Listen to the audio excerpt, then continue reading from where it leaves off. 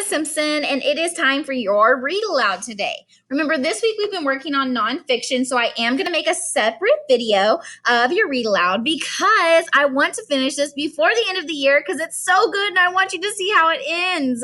Okay, so let's go ahead. Let's remind ourselves what happened yesterday. I'm going to read it, and then you are going to do a flip grid over the book just to make sure you're reading along, you're following along, and you know what's happening. I know that it doesn't seem important right now for your read aloud, but I'm going to continue using this read aloud in your lessons next week. So if you don't know what's happening in the book, it's going to become a real problem next week. So yes, you're going to do a flip grid. We are on chapter 20. We ended with chapter 19, and it is when Vicus and Sullivan left. So they've been on the journey with them this far, and Vicus and Sullivan left. They're left with Fanger. Is it Fanger? No, Ripred. Ripred, the rat. And they, remember, rats are mean, rats are not nice, and they're left with the rat, and the rat is their guide. So it is Henry, Luxa, Gregor, Boots, the rat, however many bats, 2, 3 bats, 4 bats maybe, the Timp and Tick, the cockroaches, they haven't got any spinners yet, but all these people, and they are in the hands of a rat. So let's see how chapter 20 goes. Yesterday, y'all made some flip grid predictions over what you think is going to happen in chapter 20. So I want you today to be thinking about, did my prediction from yesterday come true? Let's read. It was just the 9 of them then. Gregor felt like all the grown-ups had gone home and left the kids with a rat for a babysitter. Inside, he felt sick and hollow and very young. He looked around the group and realized there was no one he could turn to for protection. "We may as well get some rest," said Ripred with a big yawn. "Start fresh in a few hours." He brushed some cheese crumbs off his fur, curled up in a ball, and was snoring loudly within a minute. No one else knew what to say. Gregor spread his blanket on the floor and called Boots over. "Go bye-bye?" asked Boots, pointing in the direction Vicus had departed. "They went bye-bye, Boots. We're going to sleep here. Betty bide time." He lay down on the blanket, and she curled up with him without protest. Timp and Tick positioned themselves on either side of them. Were they standing guard? Did they really think there was anything they could do if Ripred decided to attack them? Still, it was kind of comforting to have them there. Luxa refused to lie down. Aurora came and wrapped her golden wings around her. Ares pressed his black furry back against Aurora's, and Henry lay at his feet. They could take whatever precautions they wanted to, but Gregor felt sure Ripred could kill all 8 of them in a flash. He'll take out Henry and Luxa first, since they're the only 2 with weapons, then just pick off the rest of us one by one, thought Gregor. Maybe Ares or Aurora could escape, but the rest of them were sitting ducks. That was the truth. He might as well accept it. Oddly enough, once he did accept it, Gregor felt more relaxed. He didn't have any choice but to trust Ripred. If he could trust Ripred, then he could go to sleep. So he let himself drift off, trying to push the images of striped spider legs and jagged rat teeth from his brain. What a rotten day it had been. He woke with a start to a loud slapping sound. He instinctively crouched over Boots until he realized it was just Ripred smacking his tail against the ground. Come on, he growled. "Time to get moving. Feed yourselves and let's go." Gregor crawled out from under his blanket and waited for Meredith to get the food. Then he remembered that Meredith was gone. "How do you want to handle this food thing?" he asked Henry. "Luxa and I do not serve food. We are royalty," said Henry haughtily. "Yeah, well, I'm the warrior and Boots is a princess, and you 2 are going to get pretty hungry if you're waiting for me to serve you," said Gregor. He was way over this royalty thing. Ripred laughed. "Tell him, boy, tell him your country fought a war so you wouldn't have to answer to kings and queens." Gregor looked at Ripred in surprise. "How do you know that?" "Oh, I know a great many things about the Overland that our friends here do not. I've spent much time there among your books and papers," said Ripred. "You can read?" asked Gregor. "Most rats read. Our frustration is we cannot hold a pen to write. Now move, Overlander. Eat. Don't eat, but let's go," ordered Ripred. Gregor went to the packs of food to check out the supplies. It was mostly smoked meat, bread, and those sweet potato things. He guessed they might have enough food for 3 days if they were careful. Of course, Ripred ate like a pig. He would probably expect them to feed him. Okay, maybe 2 days. Luxa came over and sat awkwardly at his side. "What?" Gregor said. "How do we make the food?" she asked. "What do you mean?" he asked. "Henry and I, one second, guys. Henry and I, we have never actually prepared food," admitted Luxa. Gregor could see Henry scowling at Lexa, but she did not look at him. You mean you never even made yourself a sandwich? Asked Gregor. He couldn't cook much, but if his mom had to work late, he'd make dinner sometimes, just stuff like scrambled eggs or macaroni and cheese, but he could get by. A sandwich? Is this a dish named in honor of Bartholomew of Sandwich? She asked, puzzled. Gregor said, I don't really know. It's 2 slices of bread with meat or cheese or peanut butter or something between them. I've not made a sandwich, said Lexa. It's not hard. Here, slice off some pieces of meat. Not too thick, he said, handing her a knife. Gregor sawed away at the bread, managing to get 18 slices out of one loaf. Lexa did a pretty good job with the meat, but then she was used to handling blades. He showed her how to assemble the sandwiches, and she seemed somewhat pleased with her accomplishment. She took 4 for herself, her cousin, and the bats. Gregor took the other 5. It would be asking too much for her to serve with bread and the roaches. He roused Boots, and she started right in on her sandwich. Tip and Tit gave polite nods of thanks for theirs. Then Gregor approached Rip Red, who was leaning sulkily in the tunnel. He held out a sandwich. Here, he said. For me? Said Rip Red with exaggerated surprise. How very thoughtful of you. I'm sure the rest of your party would be happy to see me starve. If you starve, I'll never find my dad, said Gregor. Quite true, said Rip Red, popping the entire sandwich in his mouth. It's good we have this understanding. Mutual need is a strong bond. Stronger than friendship, stronger than love. Do rats love? Said Gregor dryly. Oh, yes, said Rip Red with a smirk. We love ourselves very much. Figures, thought Gregor. He went and sat with Boots, who was polishing off her sandwich. More, said Boots, pointing at Gregor's uneaten sandwich. He was ravenous, but he couldn't let her go hungry. He started to break a sandwich in half when Timp delicately pushed a sandwich in front of Boots. The princess may eat mine, said Timp. You need to eat too, Timp, objected Gregor. Not much, said Timp. Tick will share her food with me. Her food? So Tick must be a girl roach. He will share with me, said Tick. And Timp was a guy. Not that it made any difference to Gregor. It was just one more way that he could avoid insulting the bugs. Since Boots had already munched halfway through Tim's sandwich, Gregor accepted. He tried to give them part of his food at the next meal. Breakfast was finished in 2 minutes, and they packed up. They were starting to mount Aries and Aurora when Rip Red stopped them. Don't bother. You cannot fly where we go, he said, and indicated the tunnel. It was barely 6 feet high and only a few feet wide.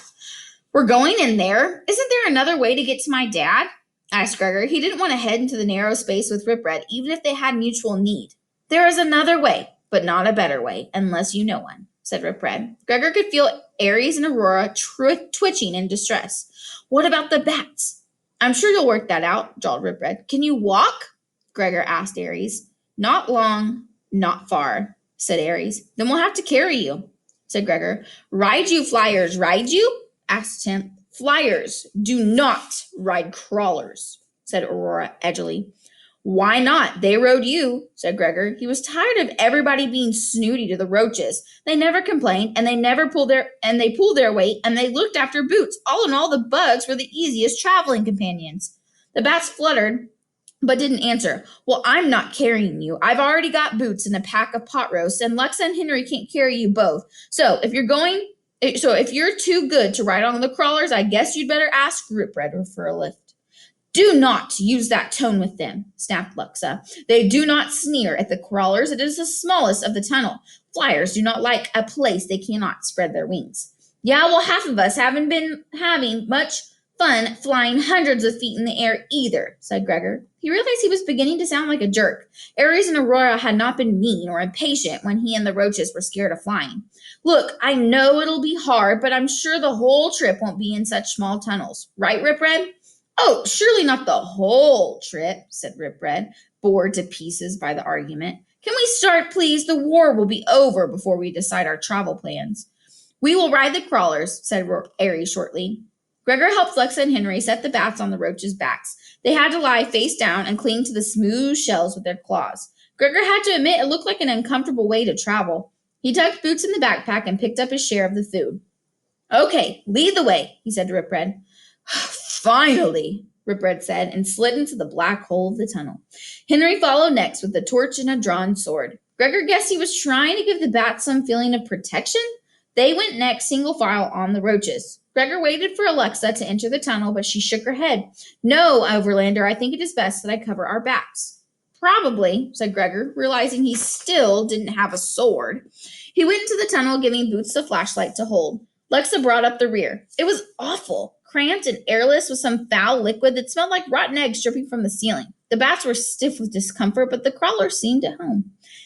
Ick, said Boots as a drop of liquid landed on Gregor's hard hat. Icky. Yeah, icky, agreed Gregor. He hoped the tunnel wasn't long. You could go crazy pretty fast in here. He turned back to check on Lexa. She didn't look happy, but she was managing. What means this icky? She asked him. Icky, yucky, gross, nasty, foul, said Gregor. Yes, that describes, well, the rat's land, said Lexa with a sniff. Hey, Lexa, he said, how come you were surprised when Rip Red showed up? I mean, I don't really know the prophecy, but you do. Didn't you expect a rat? No, I thought one gnar beside. Sorry, guys, I lost my place. Oh, meant a rat would be tracking us, perhaps even chasing us. I never imagined he would be part of the quest, she said. Vicus said we can trust him, said Gregor. Vicus says many things, said Lexa. She sounded so angry that Gregor decided to let the conversation drop. They trudged on for a while in silence. From the periodic splashes on his face, Gregor knew the boots must be getting wet. He tried to put his hard hat on her, but it kept slipping off. Finally, he dug out some catch claws and tied them to Boots' head. The last thing they needed was for her to catch a cold. After several dismal hours, everyone was soaked and miserable. Rip Rap led them into a small cavern. The smelly water ran down along the sides of the place like rain. The bats were so stiff that Lexa and Henry had to lift them off the roaches and help straighten out their wings. Rip Red lifted his nose in the air and took a deep sniff. There, that has done much to conceal your odor, he said with satisfaction. You mean you just took us that way so we'd all smell like rotten eggs? Said Gregor. Quite necessary. As a pack, you were highly repugnant, said Rip Red. Gregor was too worn out to argue. He and Lexa opened up the packs and doled out food. No one felt like talking. Rip Red swallowed his lunch in a gulp and stood in the entrance to the tunnel. They were just finishing up when the bats went tense. Spinners, warned Aurora. Yes, they've been on our tail almost since we started our journey. I cannot smell how many in this place with all the water. What can they want, I wonder? Rip Red flicked his tail at Lexa and Henry and gave an order. 3-point arc, you two. Lexa and Henry exchanged a look and didn't move. 3-point arc, and this is no time to test my authority, pups, growled Rip Red, baring his terrible teeth. Henry and Lexa reluctantly took places on either side of Rip Red, but back a few feet. The three formed a small arc between the rest of the party and the tunnel entrance. The bats took positions behind them. Gregor strained his ears, but all he could hear was the water falling. Was there an army of spiders after them? He felt, as unusual, unarmed and defenseless. He didn't even have a root beer this time. Everyone became motionless. Gregor could tell that Timp and Tick sensed the invaders now, too. Boots solemnly sucked on a cookie, but didn't make a sound. Gregor could see the muscles rippling in anticipation along Rip Red's broad gray back as the spinners approached. He braced himself for a wave of bloodthirsty spiders, but it never came. A large orange spider with a small brown spider on its back staggered in and collapsed on the floor. The brown one was oozing a strange blue liquid. It made a great effort to sit up. Its front legs brushed its chest as it spoke. Vicus sends us. Gnars, attached webs, many spinners lost. We join the quest.